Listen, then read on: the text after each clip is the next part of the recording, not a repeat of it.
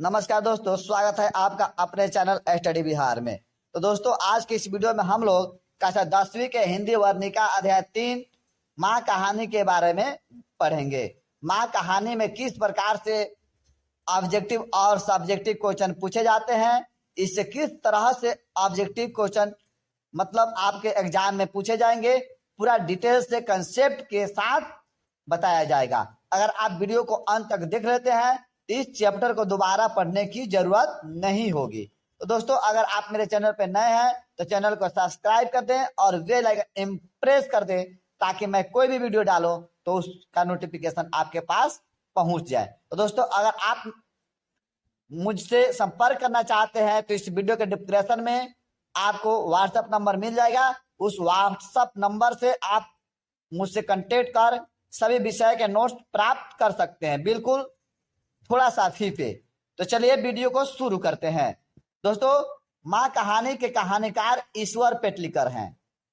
माँ कहानी के कहानीकार कौन है? ईश्वर पेटलीकर। कहानी का अनुदित भाषा मतलब ईश्वर पेटलीकर जो है इस कहानी को किस भाषा में लिखे थे? गुजराती भाषा में। ईश्वर पेटलीकर का जन्म कब हुआ था? 9 मई 1916 को। जन्म स्थान 4 नंबर क्वेश्चन देखिए। जन्म स्थान पेटली ग्राम गुजरात। मतलब ईश्वर पेटलीकर का जन्म कहाँ हुआ था? तो पेटली ग्राम गुजरात में। वास्तविक नाम मतलब ईश्वर पेटलीकर का वास्तविक नाम क्या था? तो ईश्वर मोती भाई पटेल। इनकी मृत्यु मतलब ईश्वर पेटलीकर की मृत्यु कब हुई थी? तो 22 नवंबर 1983 ईस्वी में। उसके बाद कहानी को अनुवादित किया। अनुदित भाषा मतलब इस कहानी को लिखा गया गुजराती में। अनुवादित किया मतलब हम लोग क्या चीज में पढ़ते हैं? हिंदी भाषा में पढ़ते हैं। तो हिंदी में अनुवादित किसने किया? तो हिंदी में अनुवादित गोपाल दास नागर। मतलब हर कहानी को अनुवादित किया गया है, अपने अपने भाषा में लिखे हैं लोग, तो उसको क्या किया गया? अनुवादित हिंदी में कर दिया गया। तो इस कहानी को अनुवादित किसने किया था? गोपाल दास नागर। खून की सगाई मतलब खून की सगाई जो कहानी है किसके द्वारा लिखा गया, किसकी कृति है, किसकी? तो ईश्वर पेटलीकर की है। कहानी का प्रमुख पात्र मतलब इस माँ कहानी जो है, इस कहानी का प्रमुख पात्र कौन है? मंगू है। मंगू के माँ के संतान मतलब मंगू के माँ के संतान कितना था? 4। मंगू के बहन मतलब 2 बहन थी और मंगू के भाई 2। मतलब मंगू के माँ के मतलब कितने संतान थे? 4 को थे, जिसमें 2 भाई और 2 बहन। मतलब मंगू 2 भाई थी और 2 बहन थी। 13 नंबर क्वेश्चन में देखिए, कह रहा है कि मंगू के बड़ी बहन का नाम क्या था? कम्मू। उसके बाद मंगू जन्म से थी। मंगू कौन लड़की थी, कैसी थी? तो मंगू क्या थी? जन्म से ही वो क्या थी? जन्मजात पागल और मूक थी, मतलब गूंगी थी। मंगू अगहन माह में ठीक होगी।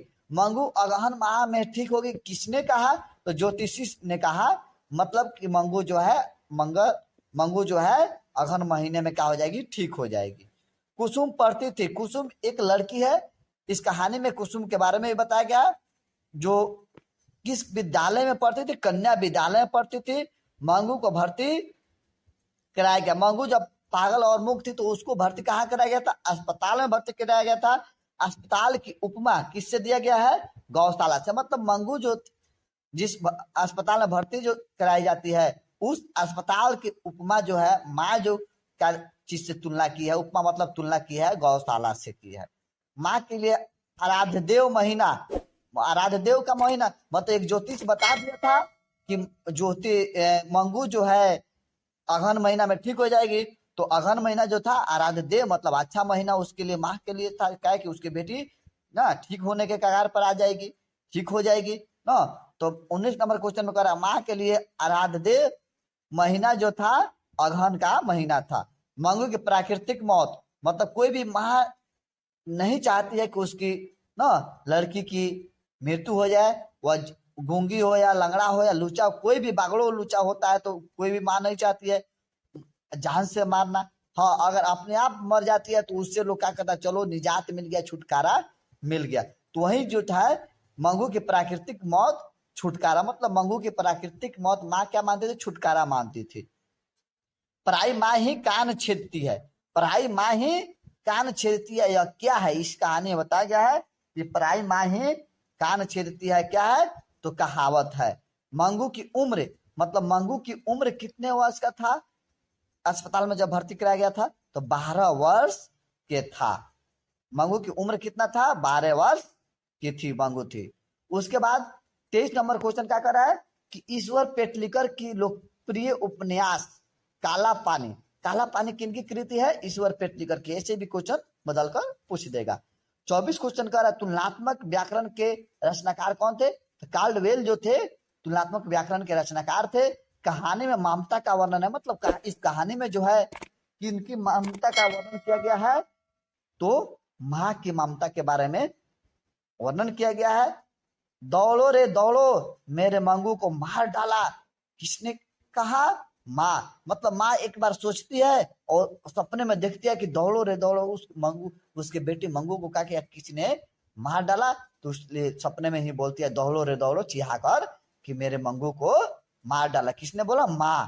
पागलपन में सुधार, मतलब पागलपन में किससे सुधार देखा गया था? कुसुम को। कुसुम भी उसी तरह पागल थी जो अस्पताल में ठीक हो गई, ठीक होकर गांव आई थी, तो सुधार देखा गया। तो सब गांव के लोग उसको, माँ को भी कहने लगे कि इसको मंगू को भी भर्ती करा कर देखा जाए।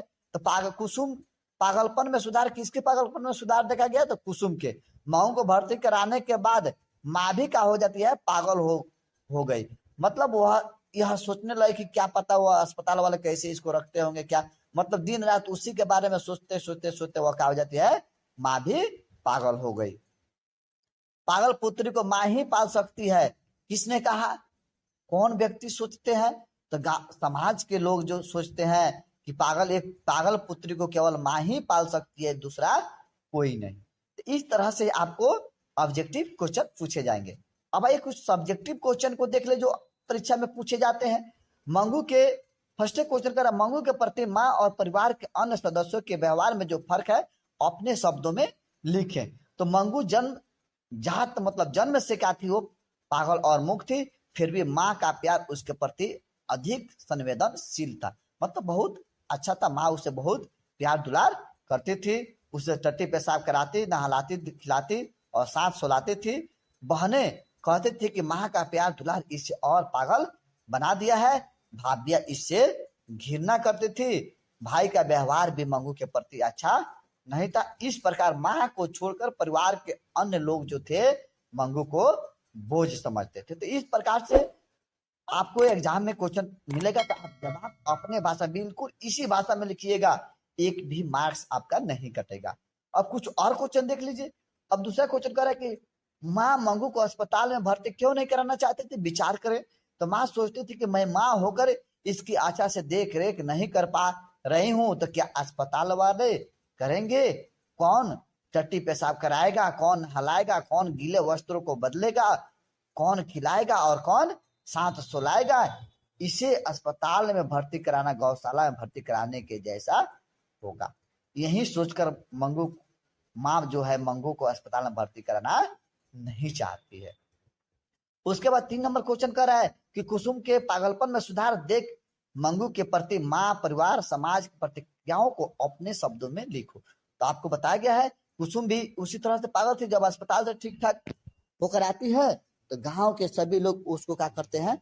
सलाह देने लगते हैं कि कुसुम को, मंगू को जो भी माँ आप अस्पताल में भर्ती कराकर देखिए, वो अवश्य ठीक हो जाएगी। तो कैसे प्रतिक्रिया लोग देते हैं कि कुसुम जब ठीक होकर घर आती है, गांव लौटती है, तो सारा गांव उसे देखने के लिए क्या होता है?